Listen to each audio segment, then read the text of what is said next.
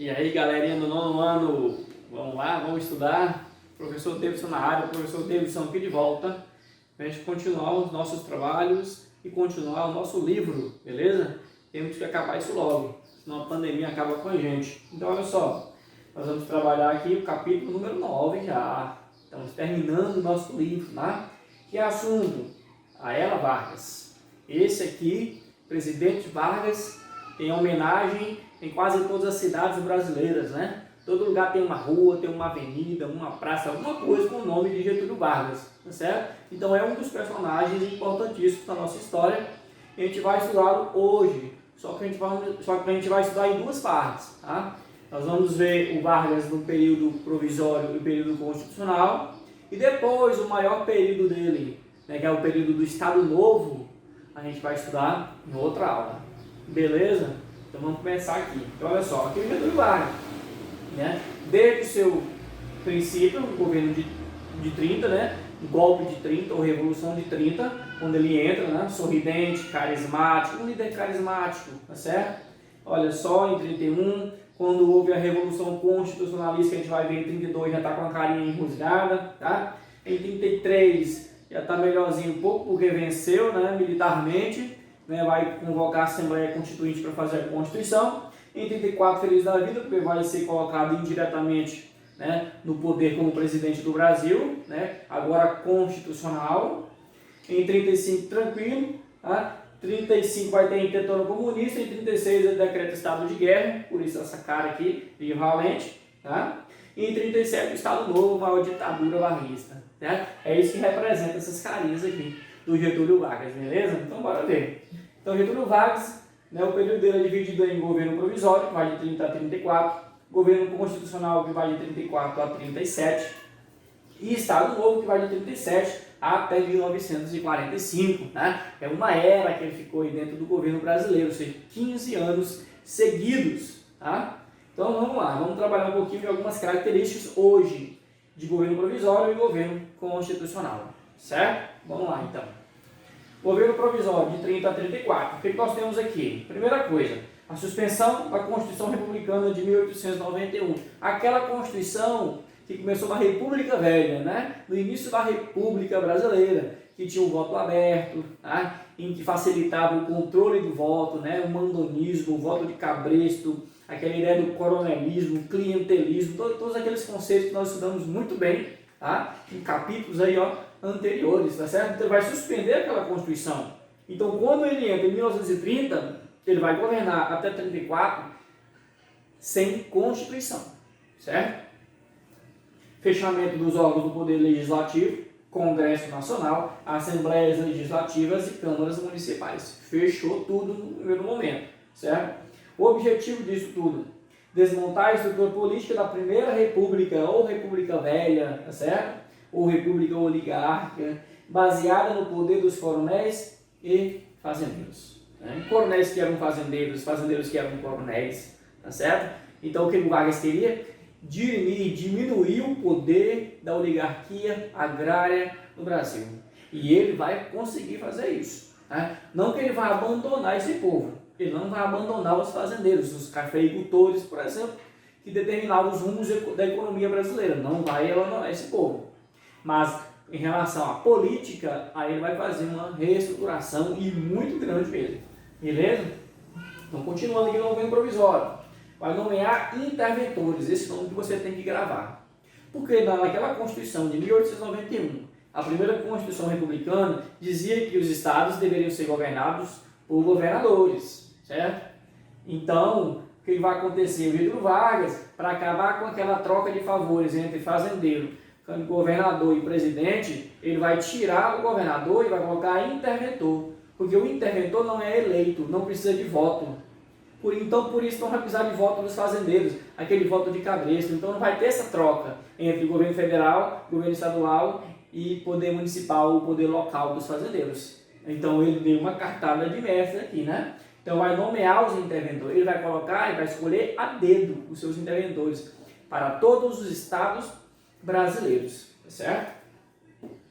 Nomeação do tenente oriundo do Nordeste, João Alberto Lins, né? Para governar São Paulo. somada à indefinição do prazo para a realização das eleições, o pré-constituinte acirrou a oposição paulista. Então, olha só, a partir do momento em que ele tira o poder dos grandes fazendeiros com a nomeação dos interventores, né, os fazendeiros, logicamente, a oligarquia paulista principalmente vai ficar muito descontente e insatisfeita com o seu poder político agora, porque o poder político dela praticamente zerou, né? Foi lá para baixo e ele era lá em cima, era tudo. Quem mandava no Brasil eram os grandes fazendeiros, né? A gente viu isso na primeira república, a república oligárquica, a república do café com leite, certo? Então o que vai acontecer?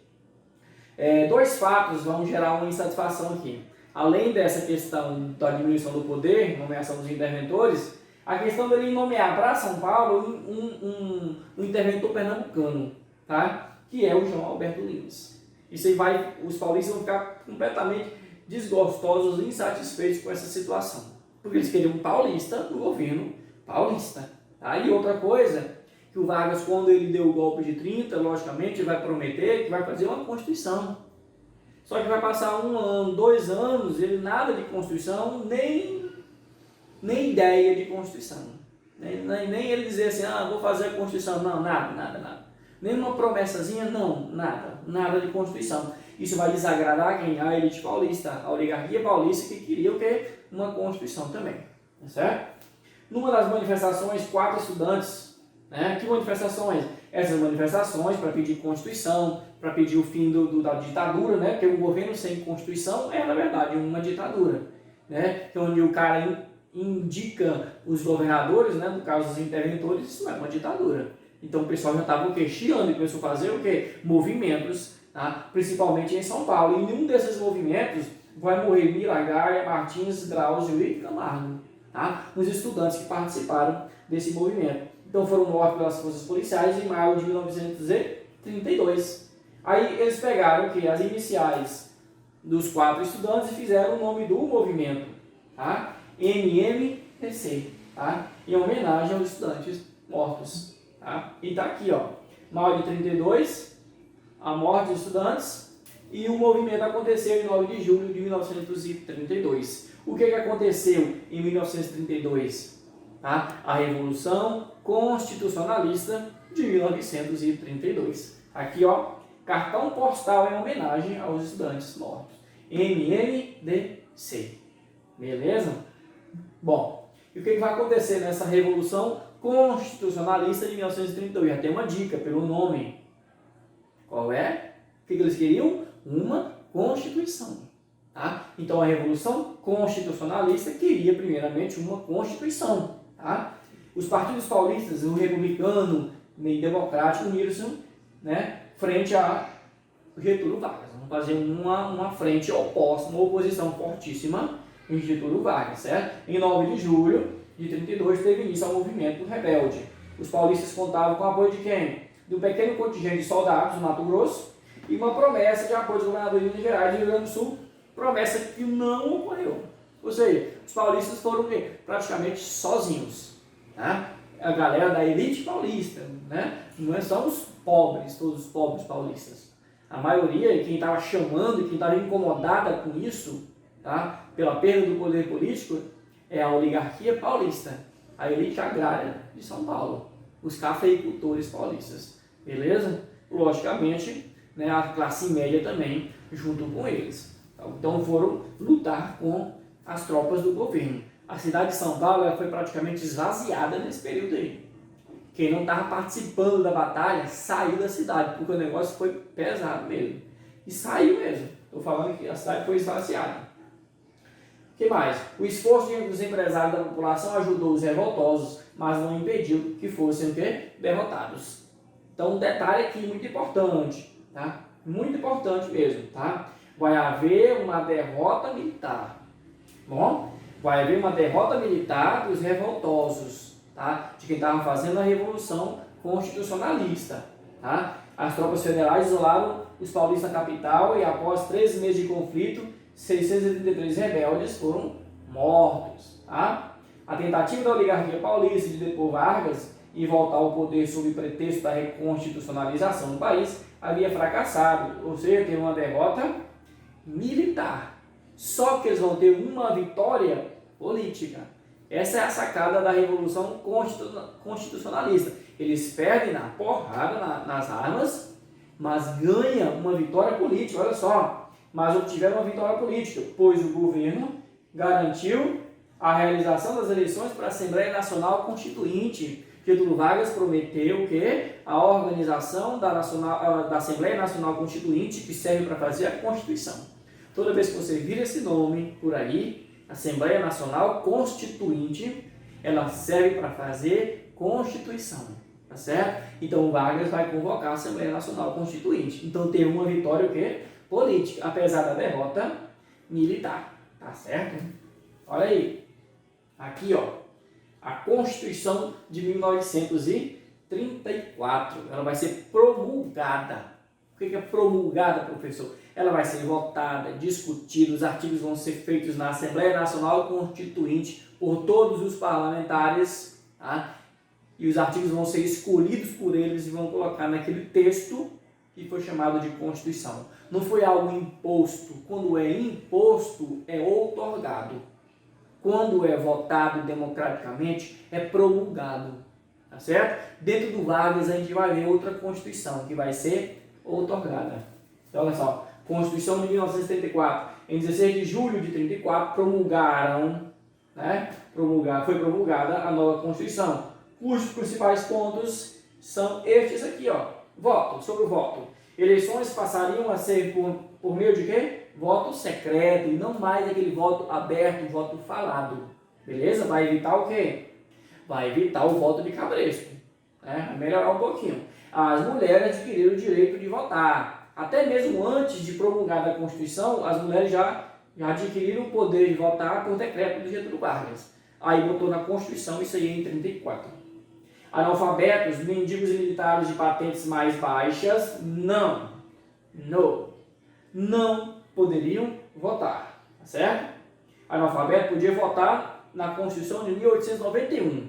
Na Constituição do Vargas, analfabetos não votavam.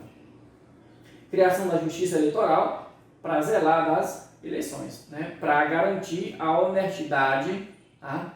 Do processo eleitoral. Tá? Então, bora lá. O que mais? Sobre os direitos trabalhistas dentro da Constituição.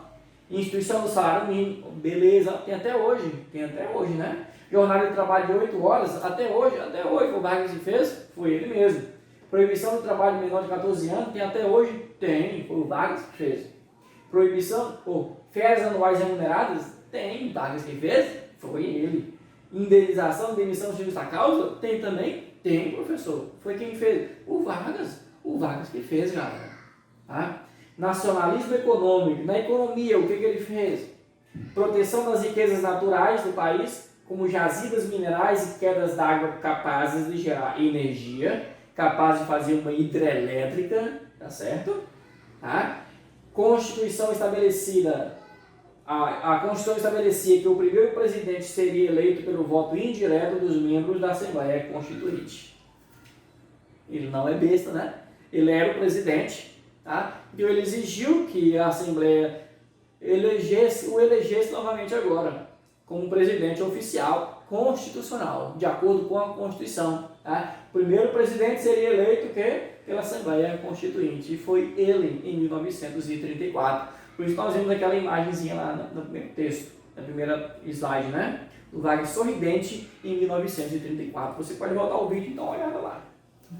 O que mais? Nesse período ganha destaque a vida pública do país, dois grupos, com duas ideologias bem distintas, bem diferentes, díspares, né?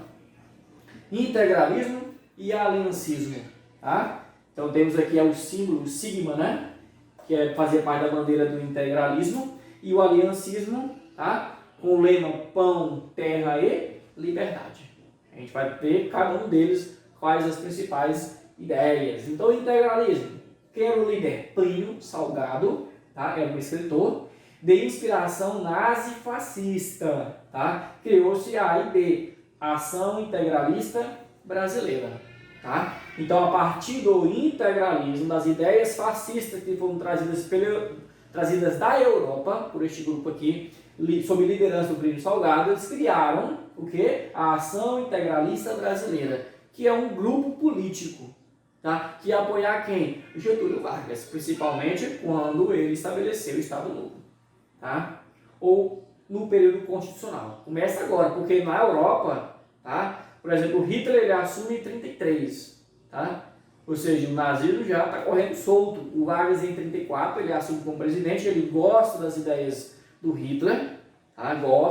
Gostou das ideias do Hitler, tá? Então essa questão de homogeneização, de disciplinarização, né? De culto ao líder, da propaganda muito forte, tudo isso o Vargas fez também aqui no Brasil. Só que nós não fizemos um totalitarismo. Totalitarismo era na Europa, nazifascismo. Aqui foi um autoritarismo, tá? A versão brasileira do totalitarismo ou do nazifascismo chamou-se integralismo, tá? A nossa versão, tá, do nazifascismo chamou-se integralismo. Lema: Deus, Pátria e Família. Tá? Lembra muito o contexto de hoje, galera, né? Com o presidente atual, tá? Eles falam muito disso aqui, ó. Deus, Pátria e Família. E a galera que defende ele também em cima dessas coisas, tá? Combatiu o comunismo, tal como hoje, né? Que é criar um inimigo para chamar de seu, que é o comunismo, que nem existe direito, tá? Pregava o nacionalismo extremo e o Estado integral. O que é o Estado integral? É o Estado que controla e que cuida do povo de uma forma completa. Isso é o Estado integral. E é isso que a AIB defendia, tá? De inspiração nazi-fascista, tá? De inspiração da nossa versão nazi-fascista no Brasil, chamada de integralismo, e eis a bandeira deles. Beleza? Integralismo. O que mais? Eram submetidos a uma rígida disciplina, vestiam uniformes verdes, desfilavam pelas ruas como tropa militar, gritando a saudação Anauê, que é vindo do Pi, você é meu parente. Então aqui ó, a fotografia deles, todos de verde, marchando pelas ruas. Isso aqui é o Plínio Salgado, tá? Quem estava na liderança desse movimento aí, certo? Bom, o outro movimento, aliancismo. O que nós temos dele? Vai surgir a partir da Aliança Nacional Libertadora, Aliança Libertadora Nacional, chamando de aliancistas, de aliança, né? Reunia grupos de várias correntes socialistas, comunistas e anarquistas, ou seja, a galera do outro lado. Se o outro é nazifascista, tá? Esse lado aqui é o oposto, tá bom? Principal líder, Luiz Carlos Prestes, que fazia parte do movimento tenentista, que era um militar, tá? Só que do movimento tenentista houve uma dissidência. Uns foram para o nazifascismo e outros foram para o lado do comunismo, né? Do anarquismo, do socialismo. E Luiz Carlos Prestes foi para o lado do comunismo, tá? Que era o presidente do Partido Comunista no Brasil, foi criado em 1922. Tá? O que eles queriam? Qual o programa político da ALN, ou ANL? Nacionalização das empresas estrangeiras, ou seja, toda empresa, por exemplo, dos Estados Unidos que estivesse no Brasil, a gente ia torná-la o quê? Brasileira. Tá? Estatizar essas empresas. Não pagamento da dívida externa, que a gente devia para os Estados Unidos, né, e outros países. Reforma agrária, ou seja, redividir as terras do Brasil, principalmente aquelas que não estavam em uso. Tá? Garantia das liberdades individuais. Certo? O lema deles, pão, terra and liberty. Tá? Pão, terra e liberdade.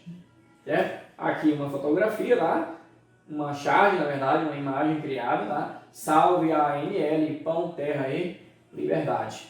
Com seu crescimento, o governo Vargas, apoiado por conservadores, tá? Considerou a ANL ilegal em junho de 35, tá? Ordenando a prisão de seus líderes, alegando ser perigosos comunistas financiados por estrangeiros. Certo? Então ela se torna o quê? Ilegal em 1935. Bom, e a ANL, os aliancistas, vão ser responsáveis pelo grande movimento comunista naquele período, chamado de Intentona Comunista. Algo que foi tentado, mas não foi conseguido. Por isso que o nome Intentona. Tá? Vamos estudar aqui um pouquinho. O que eles queriam? A Intentona Comunista, que aconteceu em 1935. Uma revolta militar planejada pelos comunistas em resposta ao fechamento da ANL. Nós vimos lá que em julho de 35 Vargas fechou a ANL, tornou ilegal, né? Ocorreu em 1935 nos batalhões do Rio Grande do Norte, Pernambuco e Rio de Janeiro.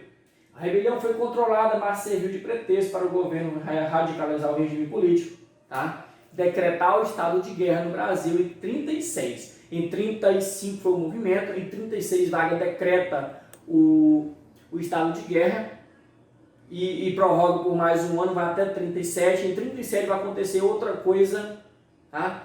E o Getúlio Vargas decreta de novo o estado de guerra e o estado novo, tá certo? Então olha aí, ó, em nome do perigo comunista, tá? Tá parecendo o Bolsonaro falando isso aqui, ó. Ele só fala nisso, né? Tem que ter um inimigo para brigar, né?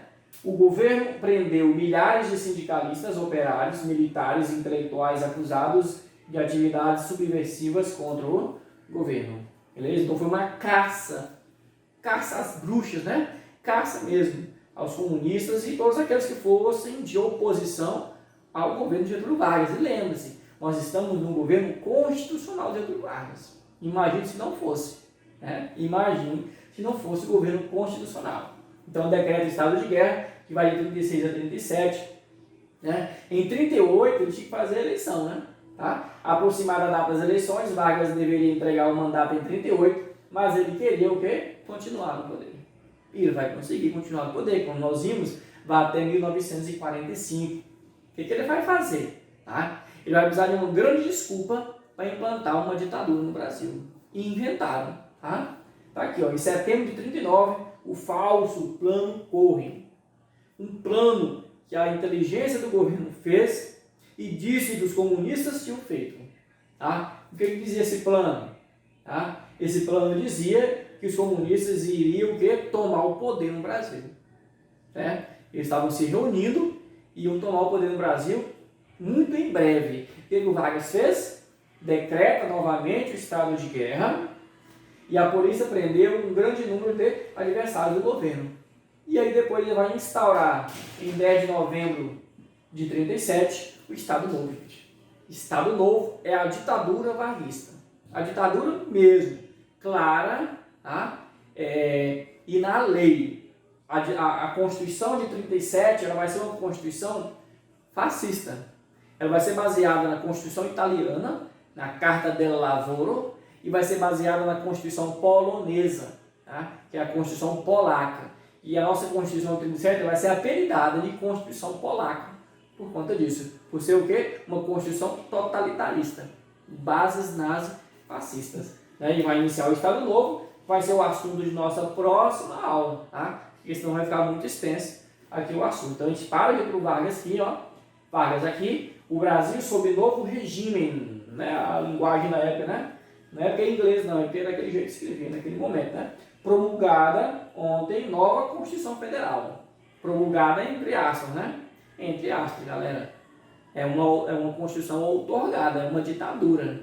Ele impõe a Constituição, tá certo? E impôs essa Constituição de estilo nazifascista, apelidada de polaca. Então a gente vê isso aí o quê? Na nossa próxima aula a gente vai ver o Estado Novo, que vai de 37 até 1945, tá? O Vargas continua populista, continua fazendo leis trabalhistas, né? Vai investir no aparato estatal, né? Empresas estatais e tudo mais, vai fazer a CLT, né? Que é a consolidação das leis trabalhistas e várias outras coisas que a gente vai estudar.